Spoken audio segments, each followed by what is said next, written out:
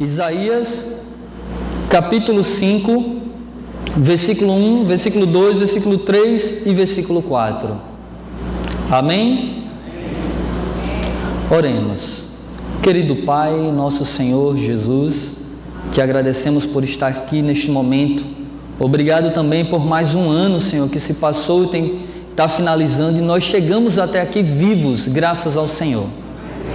Que o Senhor receba a nossa adoração, nosso culto neste momento, e que o Senhor fale conosco através da Tua palavra, em nome de Jesus. Amém. Irmãos, a palavra do Senhor, aí em Isaías, começa dizendo: cantarei para o meu amigo o seu cântico a respeito da sua vinha. Meu amigo tinha uma vinha na encosta de uma terra fértil. Primeiro ponto, Isaías está dizendo que esse amigo dele tinha uma vinha em um local que era fértil. E de acordo com a minha Bíblia arqueológica, fala que esse lugar onde essa vinha foi plantada era um lugar onde só dava e vingava a videira. Qualquer outra plantação que fosse plantada nesse mesmo local, nessa colina fértil, não vingava, porque a terra não aceitava nada a não ser que fosse a videira. Então o amigo procurou o melhor lugar, a melhor terra, o melhor local para que ele plantasse e vingasse, crescesse, brotasse e frutificasse. Continuando, ele cavou a terra e tirou as pedras e plantou as melhores videiras. O interessante é que, além da terra ser boa, do local ser propício para a plantação de videiras, ele cavou com carinho e plantou as melhores videiras. E o interessante, irmãos, dessa vinha aqui, a minha Bíblia arqueológica diz que esse período onde o viticultor começa a cavar para plantar, para limpar a terra, dura um ano. Imagine um ano o viticultor limpando cuidadosamente, procurando as melhores videiras para plantar ali naquele local, para que a colheita fosse farta. E durante um ano ele dedicou a sua vida em cultivar, limpar primeiramente a terra, para que as uvas, quando fossem semeadas ali, a videira, elas crescessem. Continuando aqui o verso. Além de cavar, aqui o versículo 2, ele cavou a terra, tirou as pedras e plantou as melhores videiras. Não foi qualquer um, ele pegou as melhores. Construiu uma torre de sentinela e também fez um tanque de prensar uvas. Ele esperava que desse uvas boas, mas só deu uvas azedas. Versículo 13. Agora, habitantes de Jerusalém e de Judá, julguem entre mim e a minha vinha. Que mais poderia eu fazer por ela que eu não tenha feito? Então, por que só produziu uvas azedas quando eu esperava uvas boas? Irmãos, esse versículo da videira, do viticultor limpando a terra, até o dia da colheita se passava 3 anos, de acordo com a minha Bíblia arqueológica. Primeiro ponto interessante é que ele limpa a terra, como eu já falei para vocês. No segundo ano agora, ele passa semeando as videiras no local que ele limpou durante um ano, e durante aquele segundo ano ele começa a plantar e agora também a construir uma torre para que tivesse o seu funcionário ali vigilante, para que ninguém entrasse e estragasse aquela terra. E não só isso, o viticultor também, com a sua vinha, a qual ele amava, ele construiu um muro, de acordo com a arqueologia, um muro de pedras e também um cercado de cerca, tipo arame farpado, para que nenhum predador ou animal ou ladrão entrasse para estragar aquela terra.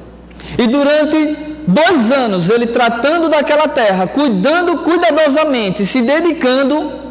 E o que acontecia no terceiro ano? O terceiro ano era o dia da colheita, aonde ele, com sua família, porque todo mundo naquela época sabia que a videira demorava 3 anos ali, aquele preparamento para que fosse o dia da colheita. E o que é que acontece? No dia da colheita, ele ia com a sua família e acampava ao redor da sua vinha, para que ladrões não entrassem e roubassem aquilo que durante muito tempo ele gastou horas e horas cultivando. E aí a expectativa dele era qual? Que produzisse uvas boas. Mas imagine a felicidade daquele homem, ele e a sua família.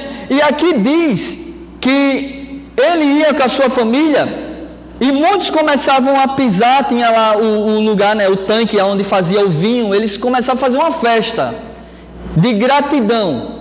E era tão maravilhoso que as uvas que sobravam, eles davam para os pobres, para que não tivesse desperdício. Mas aquele viticultor, ele tentou de todas as maneiras, mas infelizmente, no dia que era para ele, com a sua família se alegrar, aquela vinha num lugar fértil, as melhores videiras, cuidadosamente bem cuidada, aonde ele tirou ervas daninhas, tirou o capim, tirou tudo aquilo que pudesse prejudicar a sua querida vinha, encontrou frutos azedos. E quem é essa vinha, de acordo com o contexto? Israel e Judá. Deus fez de tudo, de todas as maneiras que Ele pôde, de maneiras possíveis e impossíveis, para salvar a sua nação, que era uma nação eleita, escolhida por Deus para que anunciasse essa mensagem a outras nações. Mas o que era que Israel fazia? Produzia sempre frutos azedos. Produzia sempre algo contra Deus, sempre apostasia. E nesse período aqui dessa vinha, como era que estava o povo? Quando você vai em Isaías capítulo 3, que você começa a meditar, você vê que o povo estava, no capítulo 2, estavam idólatras, fazendo deuses estranhos para si. No capítulo 3, do versículo 16 em diante, as mulheres estavam vaidosas, usavam todo tipo de ornamentos e joias, tudo que infelizmente Deus abomina. E trazendo para os nossos dias hoje, essa vinha também pode ser eu e pode ser você. Deus começa a trabalhar nas nossas vidas, a gente aceita o chamado de bom grado, vem para a igreja, se batiza, recebe estudo bíblico, frequentamos os cultos todos sem faltar nenhum, mas muitas das vezes continuamos a produzir frutos azedos. Aonde Deus espera que eu e você produza fruto que faça com que as pessoas venham para Ele, nós acabamos muitas das vezes expulsando as pessoas. E a irmã falou aqui algo interessante, que nós somos a Bíblia lida. E Rodrigo Silva ele ia falar algo interessante, que nós podemos ser a melhor propaganda de Deus ou a pior propaganda de Deus. Que tipo de fruto eu e você estamos produzindo? Fruto do Espírito, que exalta a Deus, que glorifica o nome de Deus, que está preparado para o dia da colheita, para quando o viticultor Deus, com os anjos, mandando seu filho vir aqui buscar os seus, encontrará em nós frutos bons ou frutos azedos. Nós precisamos tomar uma posição diante de Deus. Infelizmente, aqui uma vez eu pedi oração por uma igreja na Paraíba. Eu vim em janeiro, que minha esposa, a família de lá, e eu tive aqui em janeiro passeando. Agora não, agora eu vim para morar, e eu pedi oração por uma igreja que infelizmente está 20 anos de um lugar de 40 mil habitantes, mas só tem 70 membros na igreja e nunca passa. E eu comecei a conversar com os líderes, eu digo, vamos rever os conceitos. O que é que está acontecendo com essa vinha? Por que ela não começa a produzir frutos bons, só frutos azedos? Os que batizam saem no outro dia. Por quê? Só pode estar em pecado. Porque quando a igreja está unida, buscando, clamando, produzindo frutos que agradam ao Senhor, a igreja avança e cresce. Porque o dono dessa igreja é Deus. E ali conversando com eles, vamos rever os conceitos. Aí o que é que está acontecendo? Quem saiu por ruim foi eu, que tentei ajudar. Infelizmente. A nação de Israel, quando Deus levantava um profeta para ajudar, eles também matavam os seus profetas, pisavam os seus profetas, excluíam os seus profetas. E Isaías foi cerrado ao meio por nações que rejeitaram a advertência do nosso Pai Celestial. Irmãos, qual o fruto que eu e você estamos produzindo? Deus tem cuidado de você e de mim durante essa semana. Durante esse ano Ele colocou muros de proteção. Os anjos do Senhor acampam-se ao redor dos que o temem e os livra.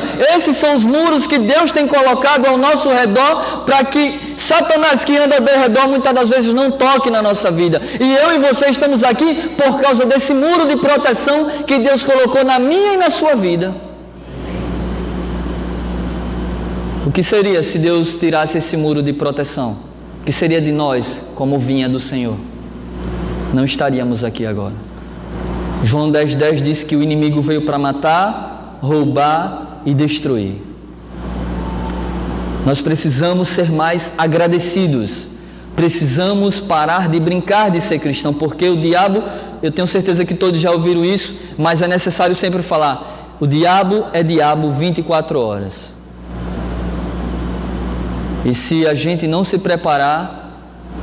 não, eu encontrei um jovem, vou contar isso para vocês. Aqui no Santos Dumont roubaram um carro, um HB20. Eu escutei o barulho e não entendi o que foi. Pensei que tinha sido um acidente. Como eu moro na praça ali, eu fui ver pensando que era um acidente. Só que na realidade foi um rapaz que roubou um carro. E aí ele desceu do carro, a polícia cercou ali, ele desceu do carro e fugiu, mas ficou ali aquele tumulto. E quando eu ia chegando, eu estava com a camisa do Caleb, um jovem com as duas pernas quebradas, só que já estava boa, só que cicatrizada e uma engessada, me parou e disse: você é adventista? Eu digo: sou. Também já fui desbravador, ele disse. Eu disse: já foi? Ele foi, já fui, estou afastado. Eu disse: então volte, porque o circo está se fechando.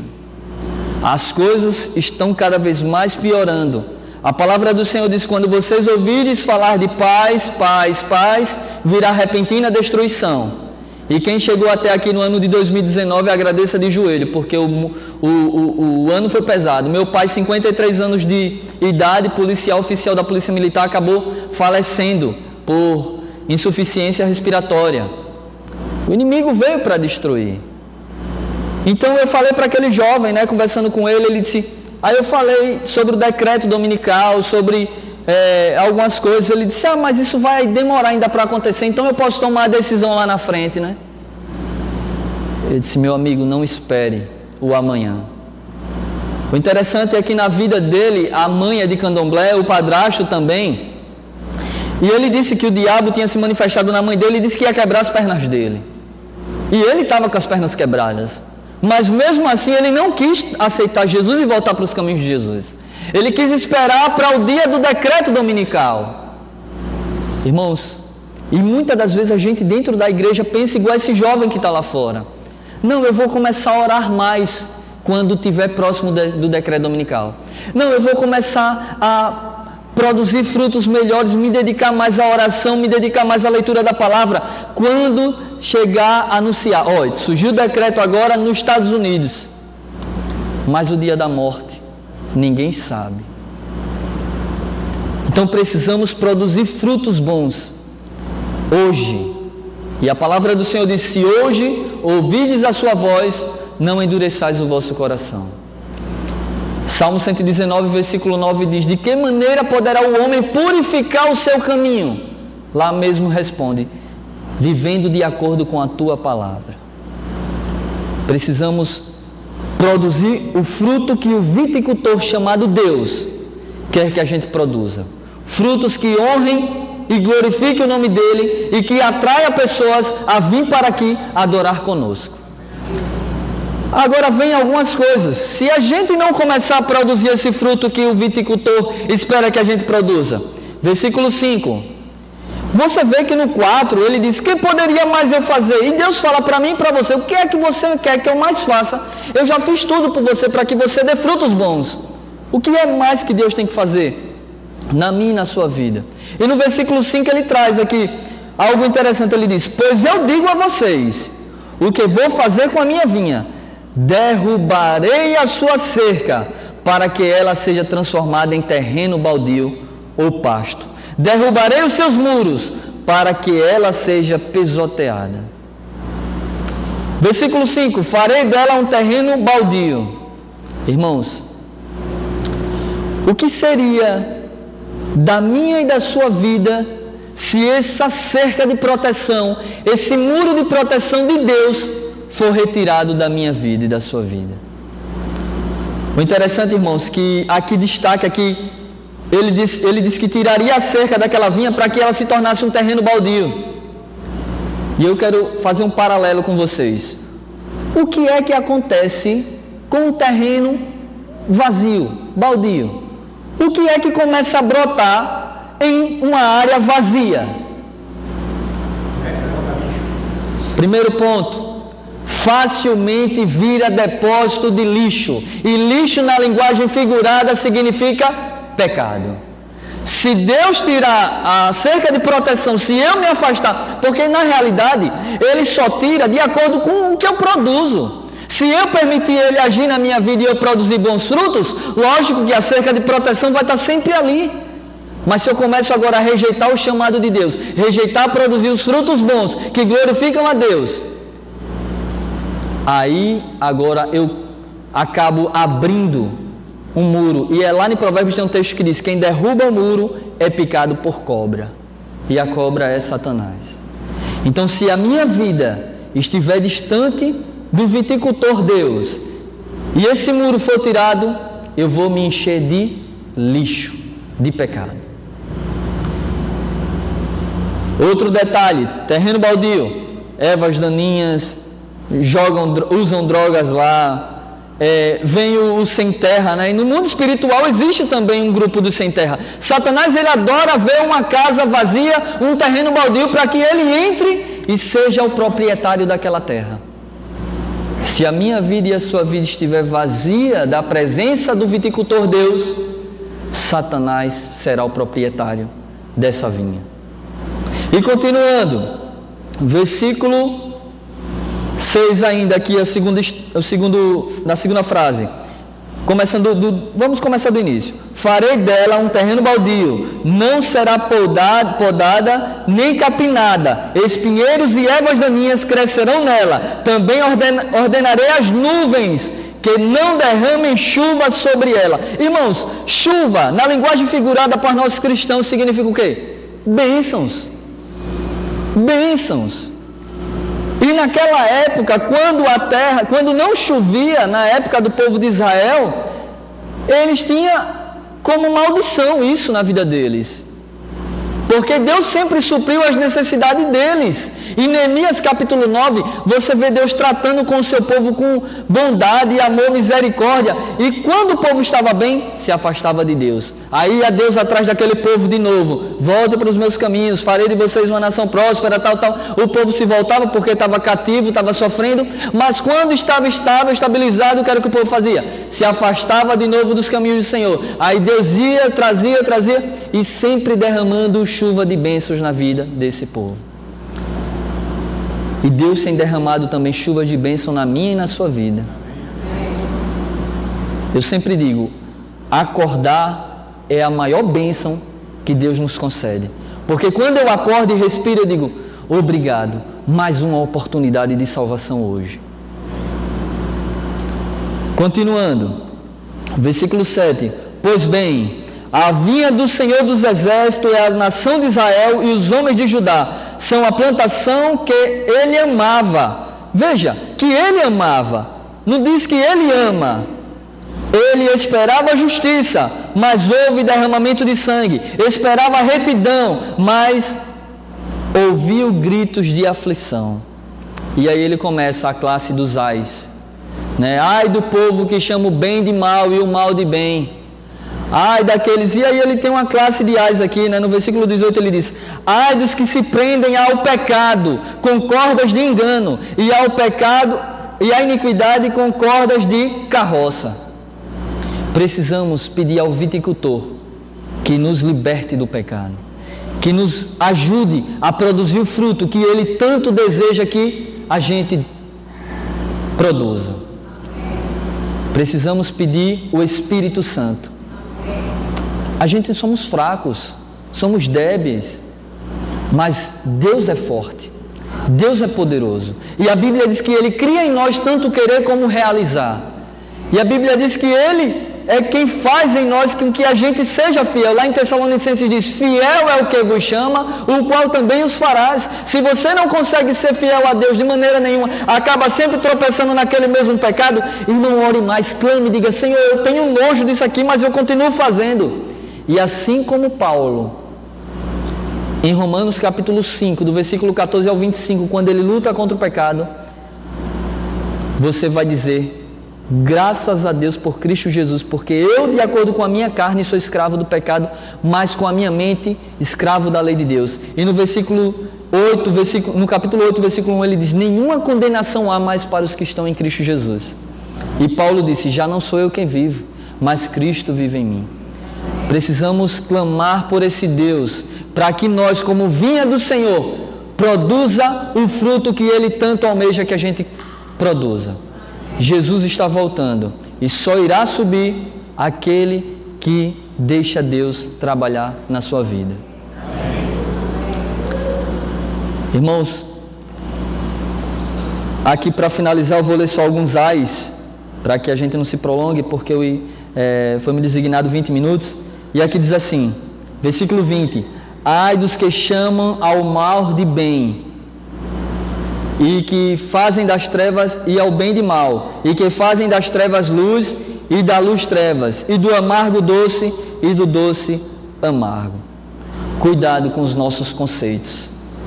Antes de dizer que algo é bom, em todos os sentidos, precisamos provar se realmente ali tem o dedo de Deus ou não.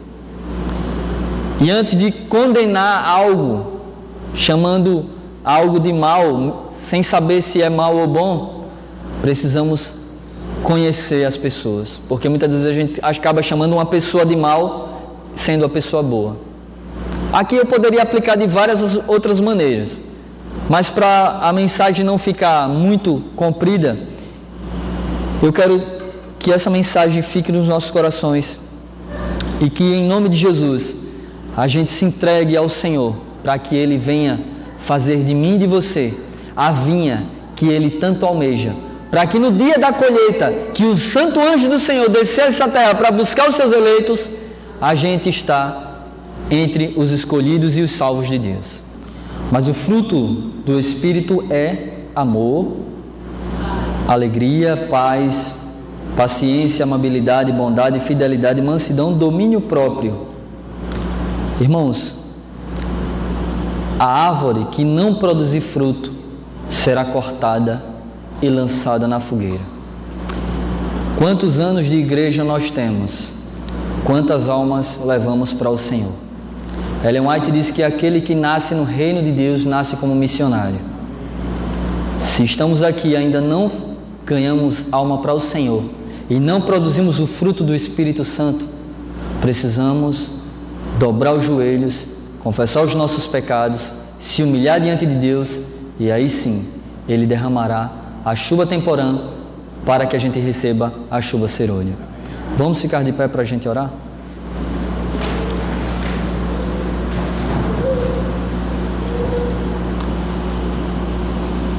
Querido Pai Celestial, nós queremos Te agradecer por esse momento. Te agradeço porque essa palavra fala aos nossos corações. Te agradecemos porque a Tua palavra diz que ela nunca volta vazia e que em nome de Jesus ela venha frutificar em nossas vidas.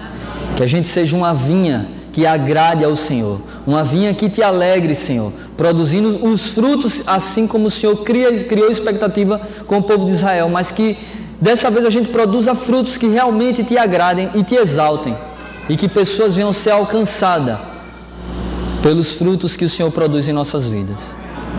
Perdoa os nossos pecados, abençoa essa igreja, que ela venha crescer cada vez mais, que venha ser um instrumento do Senhor aqui em Sergipe, e que almas sejam alcançadas para o Teu reino.